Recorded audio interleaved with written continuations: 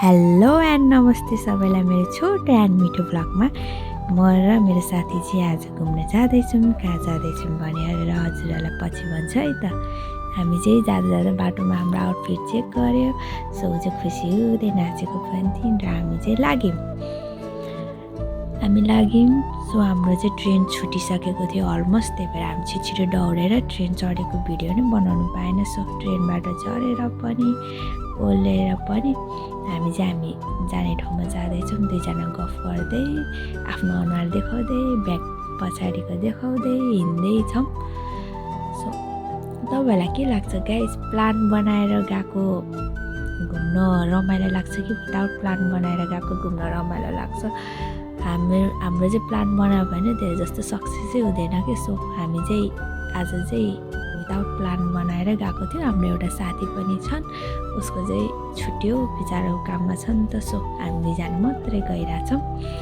हामी चाहिँ आज कहाँ जाँदैछौँ भने नि हजुरहरूलाई म देखाइहाल्छु।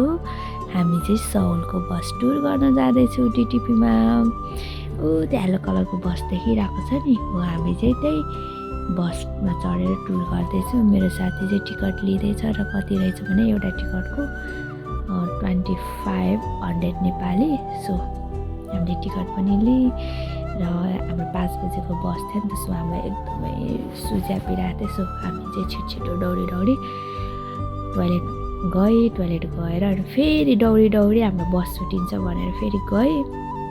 सो धन्नले हाम्रो बस चाहिँ छुटेको रहेछ। अनि हामी हाम्रो बस चढ्ने ठाउँमा पुग्यौँ र एकछिन हाम्रो साथीले 1-2टा टिकटक बनायो अनि उसले अहिले टिकटक पनि पोस्ट गरिसकेको छ। सो हामी चाहिँ हाम्रो बसमा चढ्यो। हामीलाई लागेको थियो कि फर्स्टमा चाहिँ हामी दुईजना मात्रै छ, सो आफ्नै गाडी हो, रिल्याक्स भएर बस है भनेको थियो।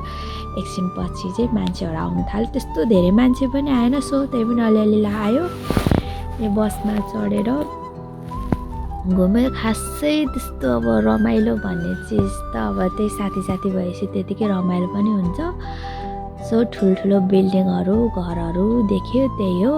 अनि यसमा नरमाइलो लाग्ने भनेको चाहिँ जब त्यो जाम हुन्छ नि, ट्राफिक जाम हुँदाखेरि त्यो रोकिँदा चाहिँ झ्याउ लाग्ने। सो हामीले भिडियो बनाउँदै फोटो खिच्दै हामी चाहिँ गयो, बस टुर गऱ्यो। बस टुर चाहिँ 1 आवरको हुँदो रहेछ। तर मेरो साथीले चाहिँ सोधेको थियो कि ChatGPT-मा कति टाइमको हुन्छ भनेर। ChatGPT-मा चाहिँ 1.5 घन्टा या 2 घन्टाको हुन्छ भनेको थियो, तर लास्टमा जम्मा 1 घन्टाको मात्रै रहेछ। अनि हामीलाई चाहिँ अघि देखाएको थियो नि हामीले टिकट, त्यो टिकट चाहिँ खासमा हातमा बाँध्ने रहेछ। हामीलाई त थाहा पनि थिएन। सो हामीसँगै गएको मान्छेले हातमा बाँधेको रहेछ। सो त्यही भएर हामीले पनि हातमा बाँधेको। हेर्नु कत्रो ठुल्ठुलो बिल्डिङ छ होइन।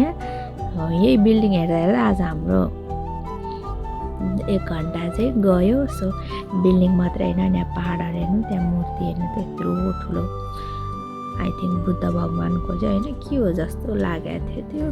अनि यो घर देखिरहनु भयो नि, यो चाहिँ हाङ्गुक लाउने ठाउँ कि हाङ्गुक लाएर फोटोहरू खिच्ने एरिया। म अहिलेसम्म चाहिँ गएको छैन, तर कुनै दिन जानेछौँ र होइन हाङ्गुक लाएर हिँडिरहेको बाटोमा कति राम्रो देखेको है।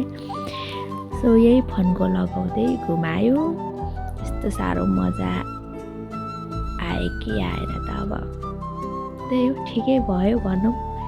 एक्सपेक्टेसन भर्सेस रियालिटी, खै कता पनि लान्छ भन्थे थियो साथीले, तर मलाई चाहिँ थाहा पनि भएन। अनि साथीले भन्दै थियो लग्दा पनि लगेन, जम्मा थोरै। अनि हामी बाटोमा हिँड्दैन मैले पहिला काम गर्ने ठाउँ पनि देखेको, म र मेरो साथी एउटै ठाउँमा काम गर्थ्यो, त्यो पनि देख्यो। अनि हाम्रो फाइनली फेरि झर्ने ठाउँ आयो। त्यसपछि हामी झऱ्यो। अनि बिस्तारै दुईजना भएर गफ गर्दै हामी चाहिँ हाम्रो डेस्टिनेसनतिर लाग्यो। साथी र म चाहिँ त्यसपछि आधी बाटोबाट छुट्टिनु पर्ने थियो। सो हामीले अलिअलि सामानहरू किन्यो, तरकारीहरू फाटफुटमा। अनि यति भएपछि मेरो मोबाइल पनि लो भयो। So by.